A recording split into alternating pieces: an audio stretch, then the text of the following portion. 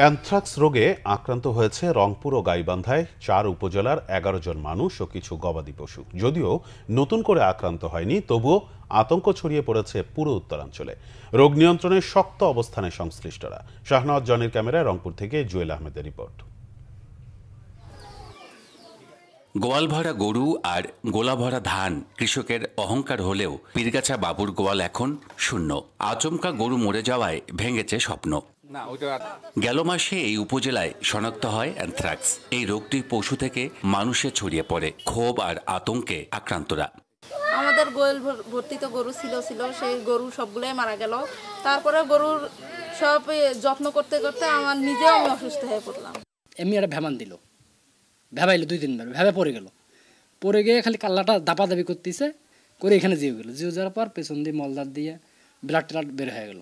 গ্রামের অবস্থা আমাদের এই আশেপাশে কারো এখন গরুই নেই, সবাই দুর্বলতা। এমনি তো গরিব মানুষ, আরো দুর্বলতা আছে। ভয়ে এখন তো একটা আদি পশু পাখি পুষবে সেই সাহসও পাইতেছে না। ভাইস্তার একটা ছাগল অসুস্থ হয়ে গেছিল, তো জবাই করছিলাম, কোটা বাসা করি একটু মাংস নিয়ে পাক করে খাইছিলাম, তাই হাতের এই অবস্থা হয়েছিল। প্রাণী সম্পদ অধিদপ্তর বলছে মাটিভাই রোগটি নিধন কার্যক্রম সম্পূর্ণ করা হয়েছে, নেওয়া হয়েছে প্রয়োজনীয় ব্যবস্থা। অ্যানথ্রাক্স আক্রান্ত যদি সাসপেক্টেড হয় তাহলে আসলে এটা কোনোভাবেই এটাকে বডি ওপেন করা যাবে না, জবাই কিংবা অন্য কোনোভাবে এটাকে ওপেন করা যাবে না। আপাতত আমাদের রংপুর জেলায়, তাই না, যে 3টি জায়গায় আসলে এটা আউটব্রেক হয়েছিল, সেখানে সীমাবদ্ধ আছে। এটা আসলে এখান থেকে রংপুর বা তার আশেপাশে কোনো জেলায় আসলে এটা ছড়ে নেই। স্বাস্থ্য বিভাগ জানায় অ্যানথ্রাক্স কোনো প্রাণঘাতী ব্যাধি নয়। সঠিক চিকিৎসা ও সচেতনতা থাকলে দ্রুত আরোগ্য সম্ভব। আক্রান্তদের প্রয়োজনীয় চিকিৎসা দেয়া হচ্ছে, তারা আশঙ্কামুক্ত।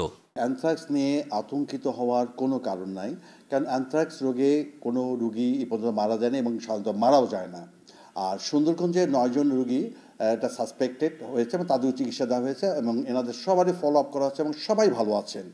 বিশেষজ্ঞরা বলছেন কাঁচা মাংস না ধুয়ে স্পর্শ না করা, সংক্রমিত পশুর চামড়া বা মাংস ব্যবহারে সতর্ক থাকা এবং টিকা কার্যক্রমে সহযোগিতা করলেই অ্যানথ্রাক্স নিয়ন্ত্রণে রাখা সম্ভব। জুয়েল আহমেদ, বাংলাভিশন, পীরগাছা, রংপুর।